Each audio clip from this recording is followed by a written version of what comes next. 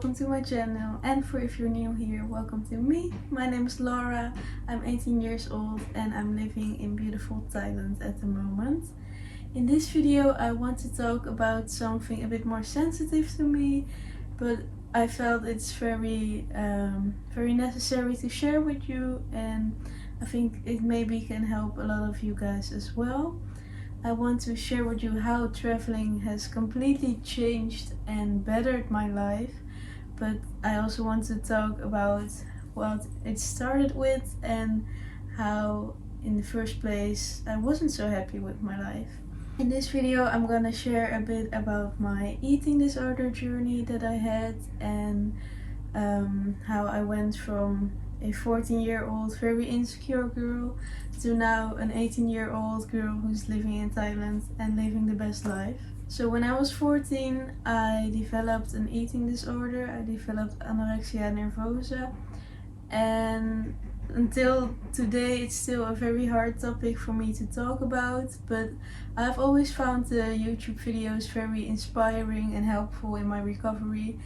And I found that my vision on recovery is very different than everything I've seen online, so I thought maybe this will help you guys as well. Or if you're just interested in my story, then please listen to me. And yeah, I will just be talking to you guys now, and I will be vlogging some parts when I'm eating today or tomorrow, and I will just take you with me on this special story of mine. So when I was 14 years old, I lived in the Netherlands with my mom at home. I started to develop an eating disorder. Of course, in the beginning I didn't realize it, and it was never my intention, of course, like most of the times with an eating disorder. How it ended up so bad I still don't know, and that's the tricky part about eating disorders. They're so tricky and sneaky. They just sneak into your head and they get around your mind, and it's just an awful thing to me, but I want to share my story.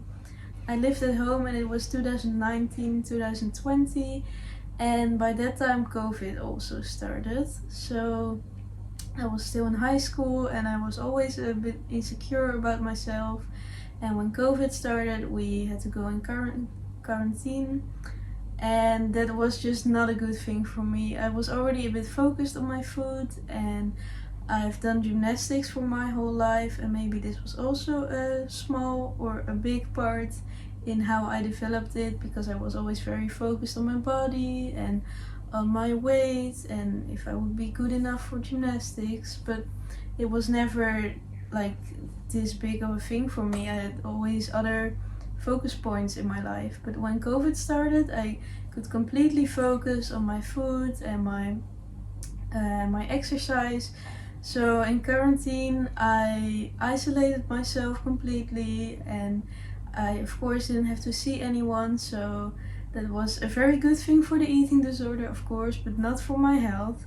So those have been 2 or 3 very hard years of struggling, and at my worst I wasn't even allowed to move anymore, to walk or to ride my bicycle.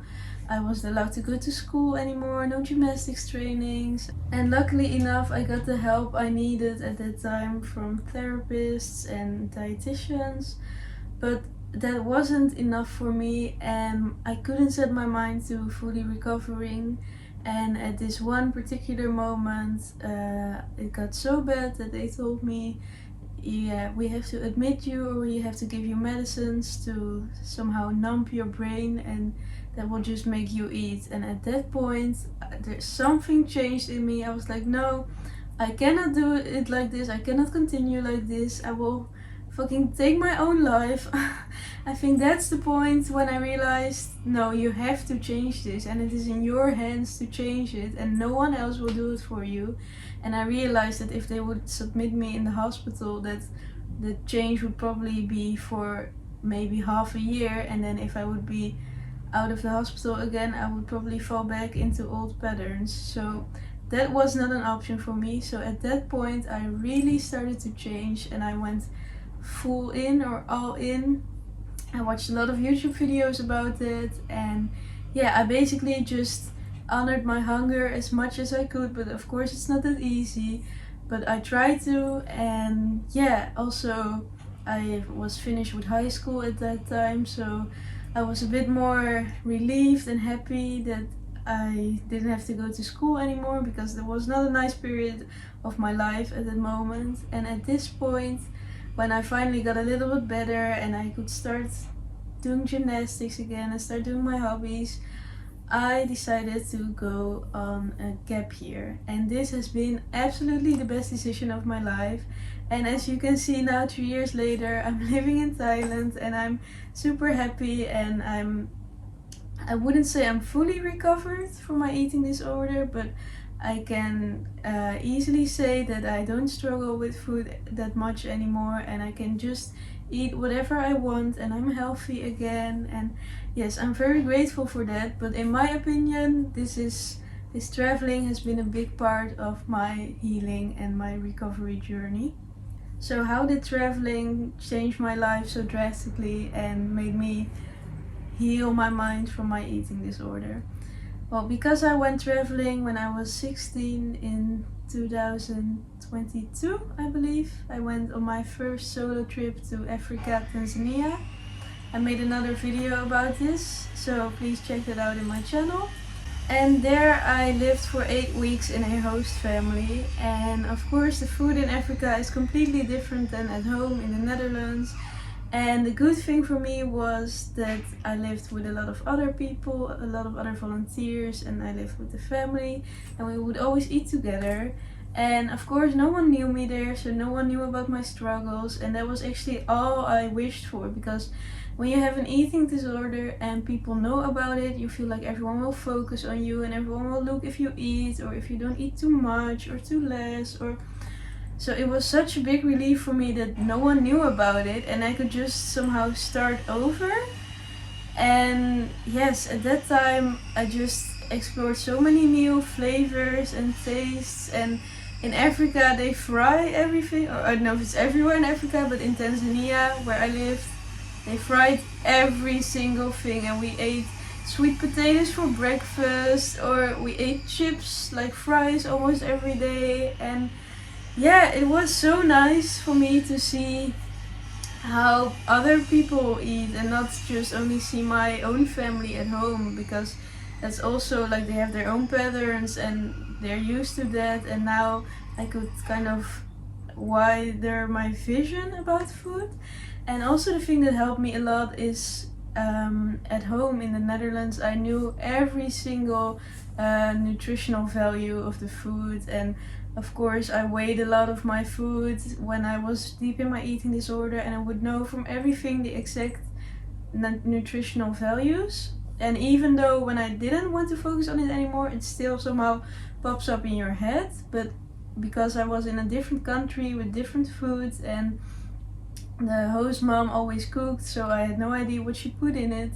It was so relieving. So like, if you just let it go, it sounds so easy, I know it's not, but if you don't try to look for the values anymore, then it's just so relieving, because you just have to eat it and you just have to see what's gonna happen. And believe me, not much is gonna happen. You're gonna get healthy, you're gonna get happy, and you're gonna start to enjoy food again. And yeah, for me it was very helpful to be in a different country with different people around me that didn't know about my story, and I could just be normal, like be a normal girl again and just eat. And I would just join the others, and in the end I have told some friends about it. And yeah, because I like to be transparent, and they were very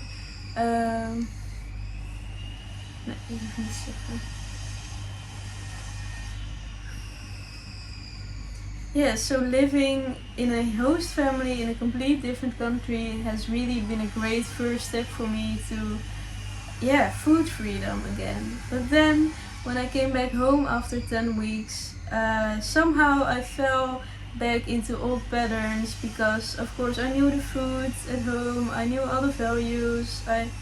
It's just because of this, home is the place where it all started. Somehow every time I go back there, my mind falls into old habits. And yeah, I don't know, that's just something that is still stuck in my body. I think that it reminds me of the things that have happened there. So when I came back home, I felt a little bit back, but not too much. I was still eating good, but it wasn't that easy for me in my mind anymore than when I was traveling. So also this was a big reason for me to plan my next trip, and this one was to Guatemala. And yes, that year or the next year in June, I believe, I went to Guatemala on my next solo trip for 1 month. And also here, once I arrived there, I completely forgot about my eating habits, and I just embraced the culture. I ate so many good Mexican and Central American food, tacos, beans, everything. It was so delicious. And also drinking your calories, that was always a big thing for me at home. I would always drink my coffee black or just only drink water. But there, yeah, if I just wanted an iced coffee, I would just get an iced coffee with milk because it's nice and all the backpackers do it. And yeah, it's just so much more enjoyable to also be able to enjoy your drinks. Also, especially in these warm countries, it's amazing. And why would you deprive yourself of that? Of course, I know where it comes from in my head, but when I finally saw other people doing it as well, and again, these people didn't know about my issues, I could just do it as well. So this month in Guatemala has been amazing food wise. Also, I just completely let go of it, and also because I do a lot of activities there, I'm not so focused on food. Because when I was at home, especially during this COVID times, I didn't focus on school because it went easy, online lessons, I passed all my tests, there was no problem at school. I had no gymnastics anymore, so I couldn't focus on that. So all I did was I was standing in the kitchen all day making food for others or looking for recipes. You know, the food focused things. In quarantine it was like an activity to go to the supermarket. So it was all food focused, and it's so stressful for your brain actually. So when I stepped out of this little box that was my room and I stepped into the world, I saw that there's so much more in the world than food. And now I love food, of course, and I'm a big foodie, and I still have a lot of focus on food, and I want healthy food in my life, but I also want to enjoy food.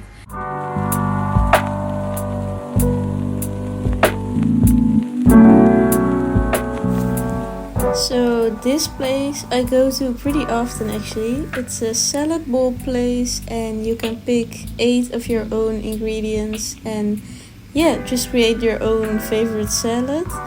And I'd love to add tofu and mango, seaweed salad. Those are some of my favorites. But yeah, I'm just so happy that I can make my own decisions now and don't let that anorexia voice decide for me anymore. Like, I just put carbs in my salad, I put the rice, I put the noodles, and I add the dressing because it tastes so good. And yeah, your body needs it. And also, taking bigger bites or eating faster, those aren't bad things, and it's good to go against this voice. And I would really encourage you guys to keep pushing and keep fighting this voice, because there is light at the end of the tunnel and you can enjoy food again. And I'm so happy that I am able to freely explore all the different flavors Thailand has to offer, and yeah, I can fuel my body again. Hey guys, I bought this energy drink, no, this protein shake with matcha flavor, and it made me realize when I was buying the protein shake that I was secretly looking at the nutritional value of each one of them, because there were like 5, 6 different flavors.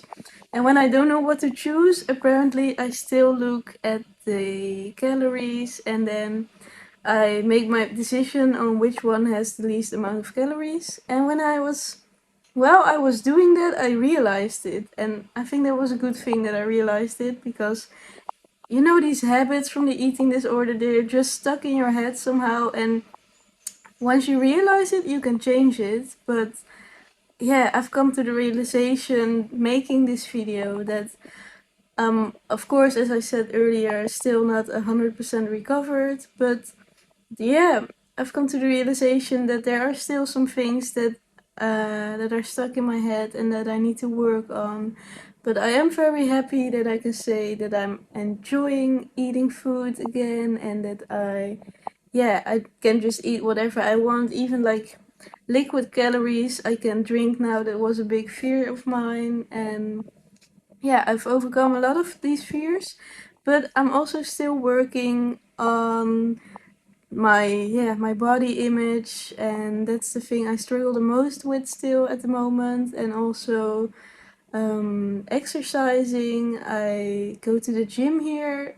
I have like a membership for a month, and even though I really enjoy going to the gym, and just sometimes I just do like calisthenics, gymnastics, not like heavy workouts.